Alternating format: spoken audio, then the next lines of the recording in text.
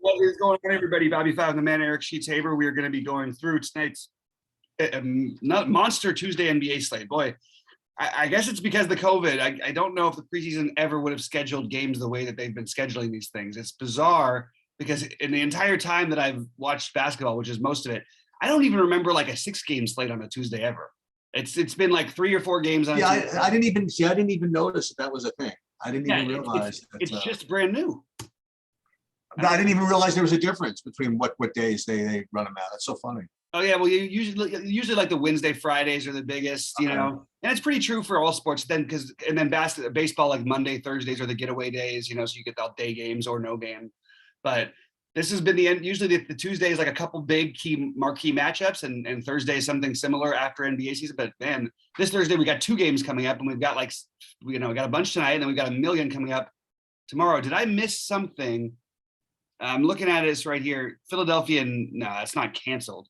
I've got it blanked out on my screen that shows on NBA.com, which makes it. That's what usually they do if they cancel a COVID game, but I think they just don't have a spread on it yet because there's too many question marks. We'll do the best we can, guys, as a first look. Sheets, how have you been doing? And any sort of first thoughts on the slate?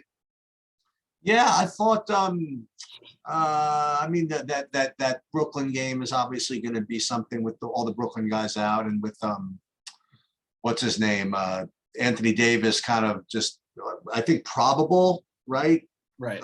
Not going to play a full go or anything like that, but there's that. And as usual, we're going to be like waiting to see stuff that's going on. And then if you don't like any of everything, I mean, you got Minnesota, Portland just waiting for you at the end of the day. So it's a lot. There's a lot you can do. Yep. There is a lot of stuff to do, but I do think it's going to end up being sort of concentrated considering the size of the slate. By the way, I'm getting really tired of bubbling the big ones. I keep doing it. I keep getting a few off the money, or I'm in the money with like 30 seconds to go, and then something happens. And you know, last night I did my thing, and I had all the value. I just, some of it was right, some of it was wrong in different spots, and I couldn't quite get there. So I'm going to try and get a little better tonight. And I'm going to try to, you know, what we talk about on big slates sometimes with lots of options, try to make it a little bit more narrow while we talk about some potentially viable guys. Because we can start off with this first game, Sheets. Let's pull your screen up. And I think there are 2 plays you can make in this game that I would consider, and everybody else is going to fall by the wayside for me on DraftKings. What is your take here? And the 2 guys are Jokic and Isaiah Stewart. I guess you could make an argument for Killian Hayes or Cade Cunningham. But that would be it for me. And Jokic and Stewart, I like both of them. I think Jokic could go nuts here. It's always a little bit worrisome playing in Detroit, and you know any game could be a blowout, but at least it's in Detroit. But Jokic certainly seems like if we get enough value, you know, highest floor, highest ceiling on the slate of a regular guy. But there's other good spend ups, like as you mentioned, people are out in some spots. So I have Jokic rated highly, but that's pretty much all I've got here, and I don't mind the Cade idea. This is actually a home and home. They just played at Denver in their last game. Oh, that's right. Yeah. And look at that. It was actually really close. Yep. So I'm not. I don't know. I wouldn't be too worried about the blowout part of it. So on Detroit, yeah, it's funny. I didn't quite get the Isaiah Stewart, but certainly Cunningham would be my favorite of there. And the other one is and you already mentioned it, the point guard, Killian Hayes, not bad either. And on Denver, I don't like anybody except for Jokic. So I'm basically in complete agreement with you. So Jokic on Denver, and then on Detroit, Cade Cunningham, so what is the Isaiah Stewart thing? Because you're going to have to play a whole bunch of minutes because of Jokic, right? That's the story. It doesn't necessarily have to, but it does seem like more of a natural matchup than trying to play Trey Lyles. I mean, he played 27 minutes the other night in this matchup, and I just think he's a guy. I don't think he's like an awesome. He's only 4,500. But he's 4,500. That's right. He's the kind of guy who could put up 30 plus 35. You know what I mean? He could actually probably do even better if they gave Trey Lyles a little less run. Between he and Lyles, they really are sort of the only guys that can match up with Jokic. And the matchup with Lyles doesn't really seem like it makes any sense to me with Jokic. It's just a little too much size that he's giving up. So that's why I thought maybe he could get a little more run tonight. But I don't love any of it. I think Jokic is probably the guy I end up playing from this game. I don't know if anybody else I'm going to. All right, I'm gonna try a different approach here. I'm gonna put in like the guys I like from the game, and then we'll just see like who replaces them. Like for now, I'm going to put in Cunningham at shooting guard. I'm going to put in Jokic at center, and then just for the hell of it, let's put in Isaiah Stewart, because he's like the next best player that we talked about, right? We'll put him in utility, and then we'll just see like who supplants them from in future. Yeah, that's actually a really good way to look at it, I think, on these big slates especially. All right, I'll jump over to the Clippers in Washington. The Clippers, I don't think I'm going to be able to play anybody from the Clippers, to be honest with you, tonight. I'm trying to see if I'm missing something, but I guess you could make an argument for Zubac. He can have that weird outlier, like 45 fantasy point game like he does every now and then, but I just don't see the logic in a lot of I mean, I guess he's put up 40 and 53 in 2 of his last 3, so maybe he should be considered. It's a good matchup, but I don't know. It just feels like you're just playing a wild card game here, and also the Clippers are getting healthier by the day. So you could consider, like, there's going to be a moment very soon with Thomas Bryant where he starts getting more and more run, and he played 22 minutes in the last game. And, I actually don't mind this as a potential play here. Like, maybe it's too early, maybe it's the wrong slate, but if it was a small slate, I think Thomas Bryant he's got the ability to, if he plays 24 minutes, he could put up like 35 fantasy points in a good matchup like this is. It's probably too early, but I think that would be the only guy I'm really looking at on Washington. All the Dinwiddies, and I guess you could make a similar type of argument for Rui, because Rui will at some point start playing minutes again. But I think they're gonna baby, especially Rui, and he's not quite the fantasy producer that Bryant is. I just don't think there's anything too exciting from this game. I don't like anything from here. I just assume move on. Yeah, I just wanted to go through the guys I'm considering, because I will, if I was playing 150, I would throw a Bryant in there, at 0.5% ownership or whatever it's going to be. Charlotte, Toronto. I mean, I got a couple of things. Okay, you go first then. Well, we have Gordon Hayward questionable. That could be a thing. Yeah. So first of all, just to get to continue the theme here. So I didn't think anything from the LAC Washington game was better than these 3 guys. So we're going to move on. So Charlotte, I like. So yeah, as you just mentioned, Gordon Hayward questionable with a foot, which is kind of thematic because my son just broke his foot the other day. So if he's out, then all of the regular guys get bumps. But even if he is in, I wouldn't mind playing PJ Washington at 4,900 from Charlotte. So he would be the guy from Charlotte I would play. And then on the Toronto side, the top 3 guys I think are pretty good. Siakam, Van Vliet, and Barnes. So I think that all 4 of those guys I mentioned are in play. So PJ Washington, this is presuming if Hayward plays, PJ Washington and the 3 Torontos I mentioned. And then if Hayward is out, then all the regulars get bumps. Yeah, PJ Washington is a guy I would sprinkle in. The thing that worries me is that the minutes have been a little bit in flux, and I know he was coming back from the injury, but he's been more consistently getting the run lately than Plumlee, really using him as that, the majority guy at center and use him at power forward. This seems like a good matchup for that. But he's really, I mean, as of right now, I have him as the only Charlotte guy, but you can always, I guess you can always make a case for LaMelo at 8,700. I mean, that's a pretty reasonable price. Even in a tough matchup, one-on-one, although they both give up fantasy points.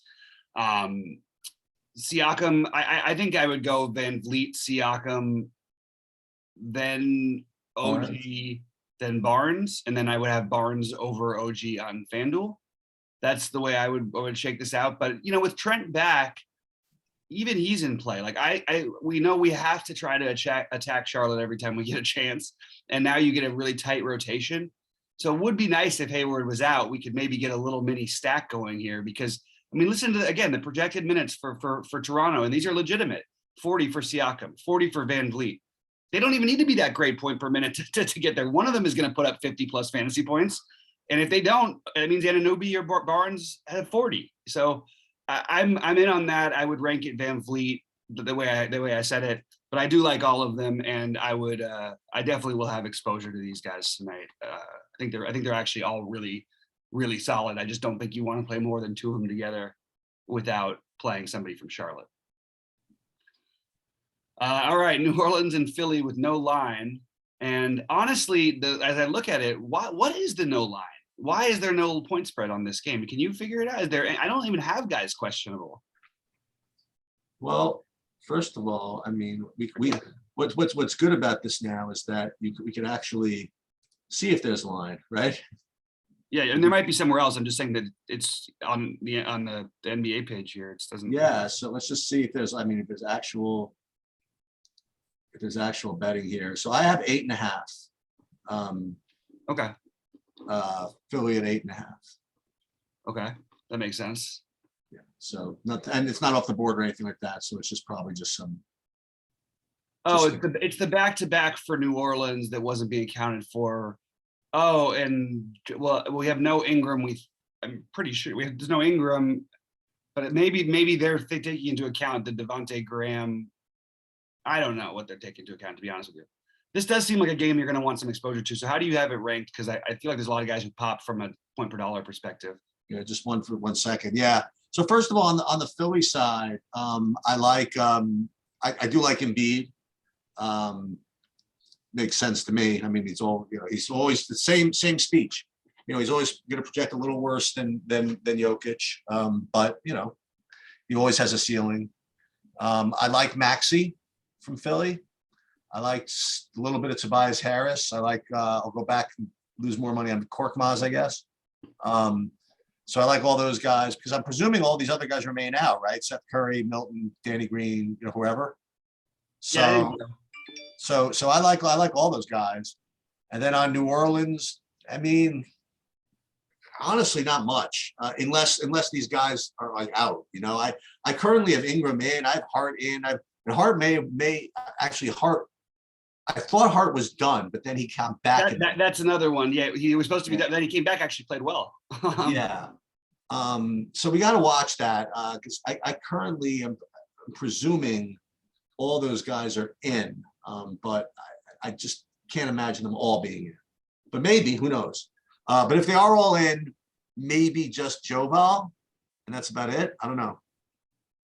Yeah, I'm sort of the opposite take. I like the New Orleans side a lot better than the Philly side. I mean, if you do yourself a favor, if you don't look at the game log from last night if you don't want to play New Orleans guys, because you'll start to change. You might change your tune a little bit. Devontae Graham put up like 40 something. He's had pretty good numbers this year. They lowered his price, and they let Nickeil Alexander-Walker actually play real minutes with no Brandon Ingram. So, and Garrett Temple's playing 30 minutes and Herbert Jones is 4,500, which is, again, I'm not going to say that, I just think projections are broken with him. He should always be somewhere between 23 and 30 something. And his median should probably realistically be like 25 or 26 every night. Now, finally, we've got it a little bit like at 20. I've got it at 25 actually right now.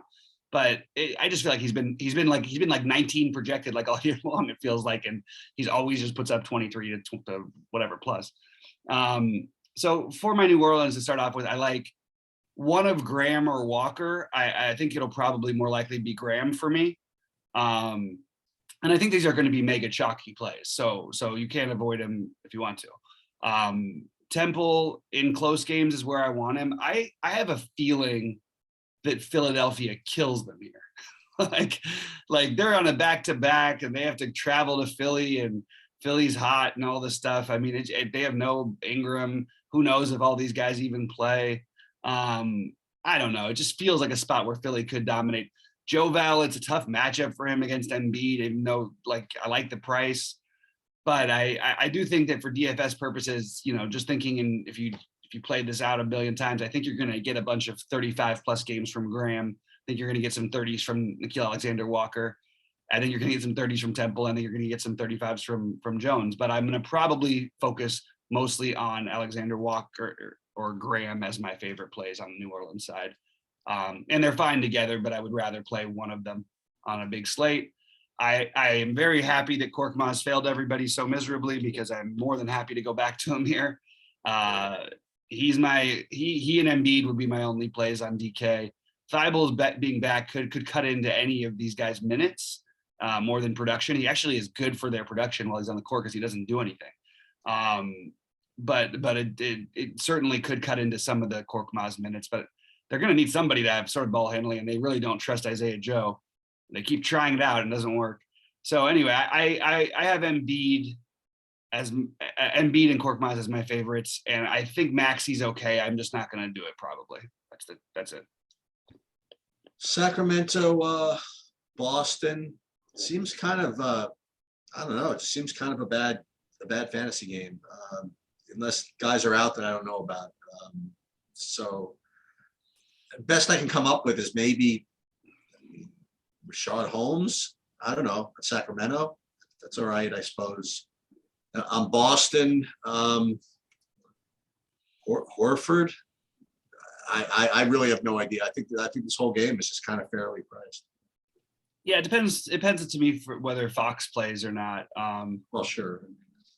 Yeah, just I think that, but I don't think that even if he's out, that it means everybody has to go nuts. I mean, I think I'd be looking at I'd maybe consider Davion Mitchell or see how the starting lineup shakes out. I'd maybe consider some Terrence Davis, but mostly it'd probably be Halliburton for me. And then I do like Rashaan Holmes as Rashaan Holmes, and there's an interesting question right there. Holmes versus Stewart. Yeah, I think that Holmes, and it's similar situations because they both are the guys kind of, but they've been coming back from an injury. Stewart's come back a little longer, but I kind of like Holmes a little bit better. He's a little better of a producer. So I do think I'd give Holmes a little bit the edge there. I like him actually. And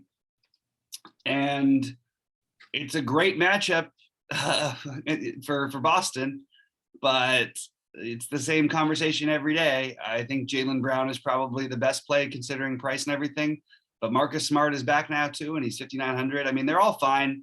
I'm fine with Horford too. I just don't think I'm going to prioritize any of these guys, honestly. And this is another one that I could see. It's weird though. Every time I start thinking to myself, like, God, Boston should control this game. I'm like, they just look garbage all the time. Like, I mean, I just don't think they're a very good basketball team.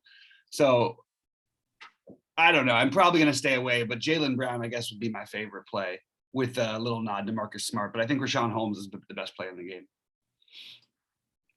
All right. LA coming to Lakers coming to Barkley today.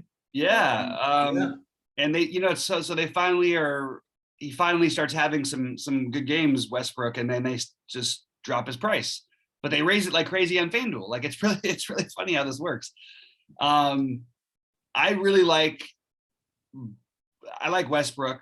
I think 8,300, we're going to want in the long run to capitalize on things like this. And he started to have more of an active role in them. But by the way, with all the criticism he's getting, I'm just going to mention one thing. I know I'm a Westbrook defender, all these things. Westbrook is shooting a significantly better than Steph Curry this year. And it's very funny because every time he takes any shot, doesn't matter where it's from, even at the basket, people don't even want him doing that. Oh, but his basket numbers aren't as good. I'm like, well, what do you want from this guy exactly? Like, give him a break. Let him. It always takes him a few months to get it situated with the new teams. We saw him be dominant in Houston down the stretch a couple years ago. We saw him be dominant and literally single-handedly carry the Wizards to the playoffs last year. And it takes him it's always mid-January where it starts. And I think maybe we're seeing the very beginning of it. So I want to catch on to it.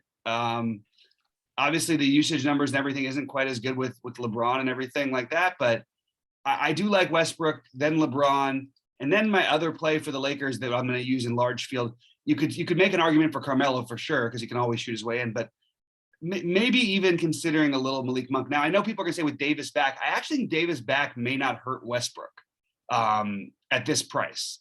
So that's why I'm saying all this stuff.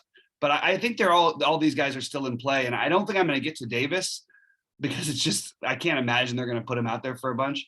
But I did want to sort of find some guys here because I have a little bit of interest on the other side. And I think that, I mean, Harden versus Jokic is an interesting conversation tonight. And I think I would probably go with Harden, but I also want to mix in some Patty Mills and Bruce Brown, potentially even Cam Thomas. So I have interest in this game. I just want to see how it shakes out later. I want to see if Nicholas Claxton plays. That could open up, I guess LaMarcus would be just an okay play still, but I'm just curious how the projections will sort of update from that. And I really want to hear more about the minutes people are going to play. Like, is Davis really going to play up to 30 or is he going to play like 24? So I just sort of feel up in the air on this one a little bit. it's been a long time since he's played. It feels shocking to me that he would have a projection of 30 minutes with all of his injury history. But I think the headline is Harden for me with some Mills. It's more the Brooklyn side than it is the Lakers side. Yeah, well, I'm playing. I'm playing Carmelo. I mean, he's from Brooklyn. I mean, he's coming back. He grew up in the projects in Brooklyn. He's comes back to New York to play twice a year. And I'm going to play some there. Okay. But Harden is definitely play on the slate. Everybody, all the scorers are out, so it's against a team that likes to let people score. So I don't know, they don't like to let people score, but team that let people score. So he's probably gonna have a good game. And with all those guys out, probably be a close spread. I don't know what the spread is. I'm sure it's pretty close, whatever it is. And Lakers by 3.5. Yeah. So Harden's going to be really strong, and I don't think I want to play a LeBron. I don't know if I want to play Westbrook either. I think Westbrook over LeBron maybe, but I think I want to play Carmelo. I just kind of want to. I like it. Yeah. And the only thing worries me for him is the minutes, because they're not going to play him alongside Davis. Well, they won't play him alongside Davis in a big. They will play him alongside Davis as the 4. Just trying to think about how their lineups. Then you have Westbrook, LeBron, and then one of Monk, Tucker. Yeah, it's interesting. I actually think that his minutes projection and his overall projection is too low. And I'll tell you what, you're going to get him at no ownership. I like playing that narrative. And look, there's guys. It may not work, and Carmelo may go 1 for 11 or something tonight, but he's going to give himself a chance. He's going to give. Yeah, but if he's 1 for 11, that means he could go 7 for 11. Right. What it means is he could go 7 for 14 or sorry, 8 for 19. If he makes them, he's going to keep chucking. He doesn't need an excuse. Right. What did you say about the Brooklyn guys though? Because I do think that they're all interesting in this matchup, right? Like I don't want to do it though. I'll just point out that Patty Mills with this similar roster that they've got playing them tonight. I mean, he put up what did he put on Thanksgiving up against us? I'm sorry, on Christmas. He put up 53. He's got a ceiling, man, and this Laker team is the kind of team you want to play him against, in my opinion. I'll tell you my favorite one. My favorite non-Harden there is going to be Cam Thomas. That's going to be my favorite non-Harden. That's fine with me too. I'm a similar type of guy, but. Yeah, Thomas, Brown, and Mills would be mine. I don't want to play Aldridge.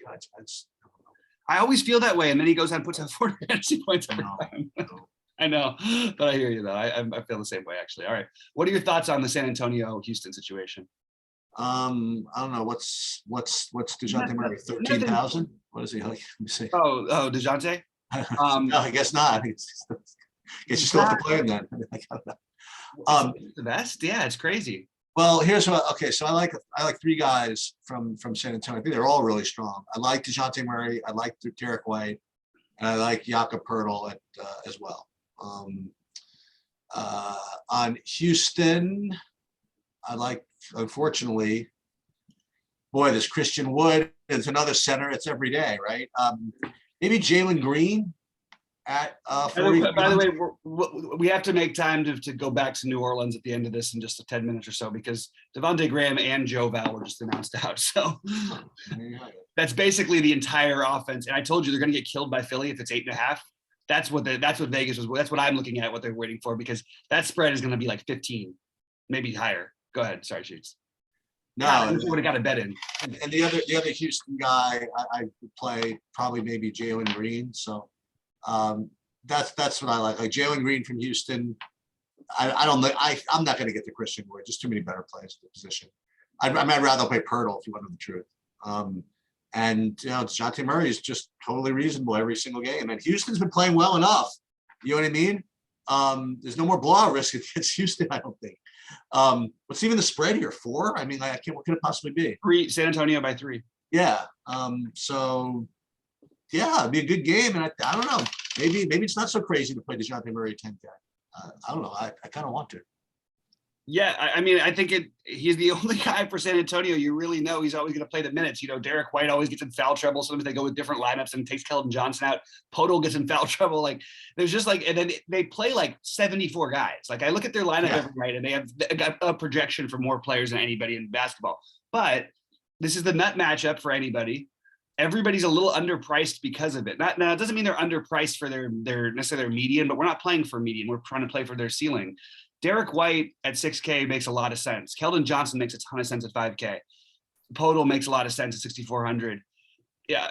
By the way, I know. Look, I mean, that it's thinner by the day because I think Vassal's taking over a little bit more. But even Lonnie Walker at 3,800 because the matchup's so good is interesting. But I'll probably stick to the first three and I'll mix in some Murray. But I do want exposure to this game. It does feel like Murray should have a big game here. So if I played Murray, though, I probably would rather do it with like Keldon or Podol than I would White. But I don't mind any of the other mixes. I do like Keldon Johnson and Podol. You could argue negatively correlate a little bit because of the rebounding factor. And Johnson can also play some small ball 5. So that would be my only correlation warning. But I think White, Keldon Johnson, Podol, then Murray at the moment.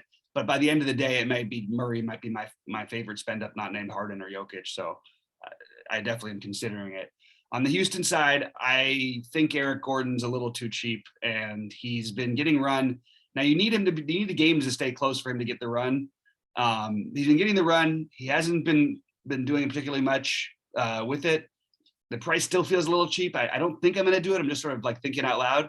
Jalen Green might be the better of the two, but the problem with these guys is with Wood and Porter on the court, they get like none of the assist rates go away, the rebounds go away, all to these other guys, and to Jashawn Tate.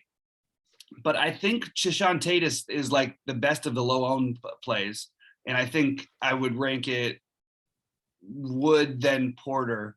But I do have interest in this whole game as a stack. It's really, really interesting, actually. I just think your total is pretty significantly higher than everybody else's on the slate, and I think it's for very good reason. So I would really be attacking this game and trying to find 2 to 3 guys to use of the guys we mentioned, minimum. All right, Dallas and Golden State Sheets. What do you got? Josh Hart is also out, by the way. Who is? Josh Hart. I don't even know who New Orleans has left. Sorry, we'll go to Dallas. To Golden State. Didn't mean to interrupt you. No, that's all right. There's not much to talk about in this game, if you want to know the truth. I mean, the only I like one play in the whole game, 1.5 plays. You probably tell me who it's going to be already. The one play I like, well, half the play on Kristaps maybe at 7,500, but obviously Maxi Kleber at 37. So that's I should have known that one. Right, that's what I'm saying.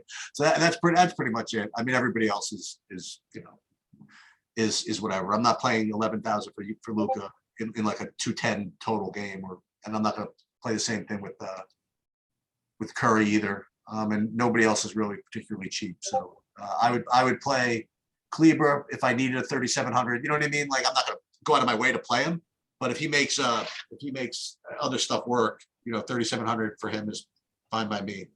And Kristaps, I don't know. I think I get your opinion on that. 7,500 seems reasonable, but nothing great. I can't believe it, buddy. We're usually on the same page with these things. I love Luka tonight. I don't think the world has caught on to that he's like legit back. He looks good. He's playing all the minutes. He's getting all the usage, and he's just barely missing his triple doubles and still putting up. Let me just go through his games. Now, Memphis, it's a good matchup, but I'm telling you, when he plays these elite point guards that aren't named Chris Paul and shut people down completely, 72 fantasy points against Memphis. He had the 49 against Paul, 72.5 against Toronto, 67 against OKC the game before that. Then he had the down game, but that was a 30-point game. Basically, since he's come back from that one, he missed that one Houston game. He has basically been a lock for 60, and when he doesn't get there, it means he's 0 for 10 from 3 or something. You know what I mean? I will take him against Curry here. I'm very into this, and with no Draymond being there out there to guard him, I don't care who you put or how good your defenders are. You don't have a player who can match up with them. So he's going to be the unowned high spend up that I'm going to prefer. I'm going to take ahead of even DeJounte Murray. It's close between those two, but I think if you go for the ceiling and the fact that like Murray's going to have 15-20% ownership tonight, Luka will be completely unowned. And I am going to attack a little bit of that. He's also, I mean, I'm guessing this is the nationally televised game, and he does really well in those, and he does really well against other elite point guards. I'm going to take that shot. I actually think you could make a little bit of an argument for playing a lineup with him and Steph and just being completely off the board, like no one in the world. So you don't think that Harden is like a lock to this? I think he's close. I think you can play both of them. I mean, we just got the entire New Orleans team. That's true. For free. So, you know, you potentially could play 2.5 studs, you know. And I love Harden tonight, but I think that, you know, yeah, is Luka a better play? No. But if I Harden's going to end up today at what 50 something percent ownership and Luka's cheaper, I think I'll take a shot there and I'll play them together. That's what my strategy will be. We also have Clay questionable, and you know, it could open up one of the other stuff, but they just have so many bodies. I don't think I need to play anybody else from Golden State. I'm okay with the Kleber idea at 3,700, and you know, maybe you know, if Looney was a little cheaper, maybe I'd include him. But I actually think the better play than Kleber might be Dorian Finney-Smith in this game. I just think he's got a little he can get there by actually he's been a little more aggressive this year. He has lots of routes. Unfortunately, a lot of them come with steals and blocks, and Golden State's pretty clean. But either one of those guys to go with a Luka, and I don't really have a great run back unless you want to do the one weird Curry lineup. But I think this is a good spot, and I really, really think that Luka has a big game tonight, so I'm going to go with it. Again, like I said, though, it'll probably be in addition to Harden, not instead of. So, Minnesota, Portland. Yeah, I really like something in here. Yeah, Beverly. No, yeah, he's fine, but I really think that if you're going to play Harden, for example, or you know, if you're not going to play Jokic or Embiid, I really think you should play Nurkic here. In tournaments, I think he's gonna. I mean, I think he can really disappoint you also.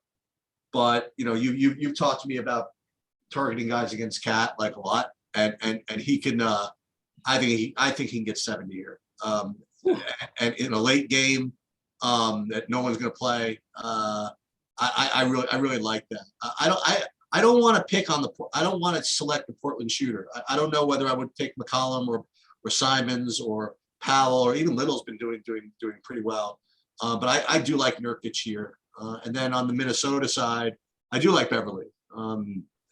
He's totally reasonable. He's going to be probably going to get owned, but I like him. And then maybe if I want to get fancy, I could play Anthony Edwards or something like that. I really do like this game. I think that I want to have some exposure to this, and I do like Nurkic just in all the other different centers we talked about. We talked about some good cheap ones. Mm-hmm. We talked about some good expensive ones. Nurkic is kind of in the middle, and I total tournament play, because he's not going to, you know, I have to prepare for the possibility he gets 30. But you know, we've seen this against Cat before, and I just kind of like it. Wow, you know, I have to say I wasn't ready for that call, Sheets. This is I think that's a really, really sharp call. I don't know that I'm going to do it, to be honest with you. I like the other builds I have a little bit better, but I like this game, and because of the pricing of the players, people are not going to be as on this game, and no one is playing Nurkic. So I think you're good. I think you'll have no ownership, and no one is playing any of these Minnesota guys as of right now. Are you kidding me? Other than Beverly, like they're price. I'm telling you, it's hard to pick which one, but they're like the light version of the of Toronto. You get a bunch of minutes and a bunch of usage, all focusing on. Well, in Toronto they spread it out with the focus a little bit because those guys play all the minutes. But I mean, I know we haven't seen that big game from Edwards recently, and we haven't seen the monster games from each of these guys with them all healthy as much. But for most, except for Russell, I mean, Russell's put up 47 in back-to-back games, and it's a great matchup. And no one's playing any of these guys, and it's the last game of the night too. So you also get, you know, along with the Denver, the other game. So this is I really like this. I want to try to find pieces. I guess I would rank it Russell, Edwards, Towns on the Minnesota side, and then I would go McCollum. That's where it gets tough. I guess it's really mostly McCollum for me at the moment, but maybe I will run one lineup out there with the Nurkic thing. But I really, what you were saying about Nurkic, when you started to say, and I could tell you were getting excited, I was almost sure you were going to be talking about McCollum. I think McCollum is like one of the best plays on the slate. And I don't understand why he wouldn't be like 40% owned today. I really don't. So I don't understand how Brandon Ingram is going to be 100% on if he plays. Brandon Ingram, no, why would he play though?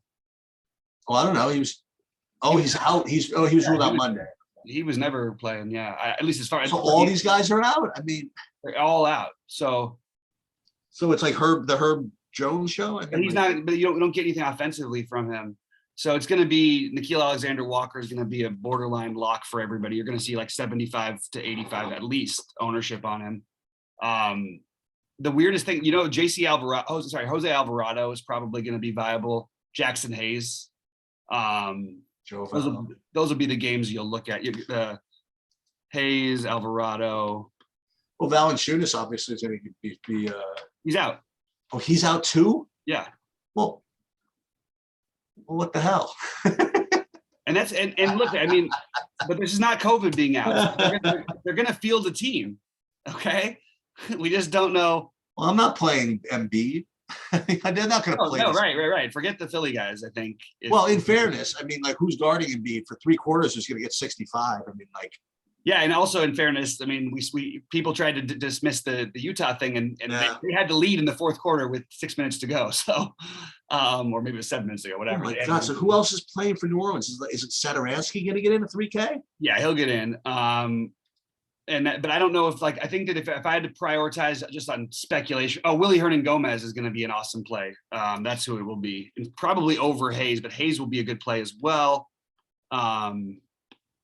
Walker is going to be a virtual lock. Really? Okay.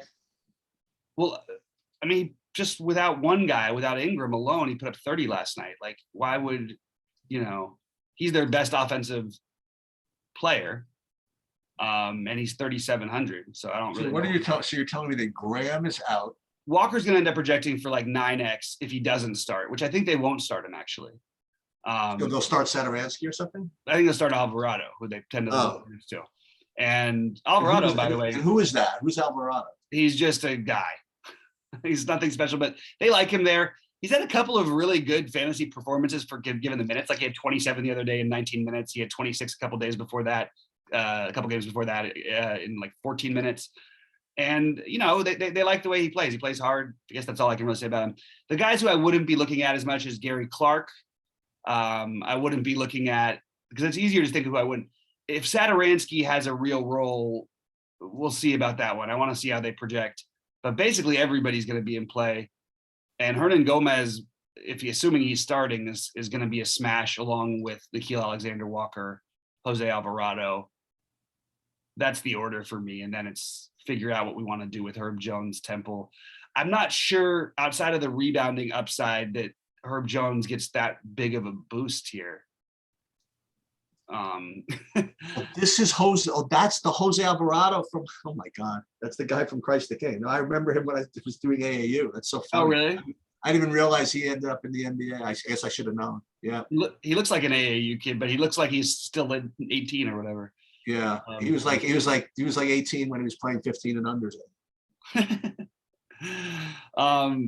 So that's going to be where you're going to get your value. And the thing is, like, Temple is still in play, but we shouldn't assume, Temple, he's just not what is his highest? Like, he had his highest usage, I think, was like yesterday of the season. He's not like a lock or anything, but he is going to get usage, right? Like he plays 40 minutes. He probably won't play 40 minutes though on a back-to-back. Right. Yeah, it's a back-to-back. Totally forgot about that too. So, man, I mean, like you look at the and it's a 7 o'clock game.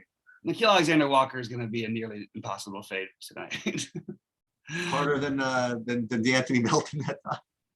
Yeah, I know, because he's the guard. He's got the ball all the time. Oh my God, he's gonna go nuts here. Okay, so that whole team is just going to be so. Okay, so to go through, I mean, it's hard to know now. I don't have the updated projections. Also, as we know, you get different starting lineups. And you know what was crazy to me, Sheets, last night, which is just a great proof of why knowing the game matters, and also like why you should always be making your adjustments. Utah released their starting lineup, I think it was 10 minutes before lock last night. And you had your slew of 3K guys to pick from, right? Yep. Guess who was the highest scoring guy? The guy who's the lowest on, the other lowest on was McGuire, who's off the bench. I'm sorry, Elijah Moore. But Daniel House wasn't supposed to start and was projected the worst by the sites I was looking at anyway, up till the time where he was announced starting.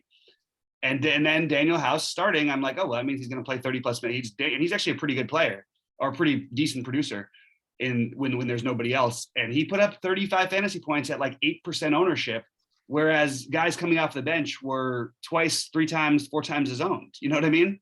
It's just like they didn't pay attention yesterday, even in the big buy-in. So you can get some, just keep an eye out for what this New Orleans starting lineup is, because that is going to dictate a lot of what we do today. And the one thing they do have is, I know I say this before, I think they've got nine or 10 bodies. They could probably, it's probably early enough where they could probably add one more, call somebody up or something. But man, it's going to be hard not to play their value, even though they're going to get smoked. That's the only part that scares me for Nickeil Alexander-Walker is what if they actually like rest him if they're down by so much? And then it means, Right. And Temple, that means that Jose Alvarado, Satoransky, Hernan Gomez, and they could do the same thing with Herb Jones. They wouldn't want to mess around with Herb Jones if they're getting crushed. So that's going to be what you want, and you're going to play.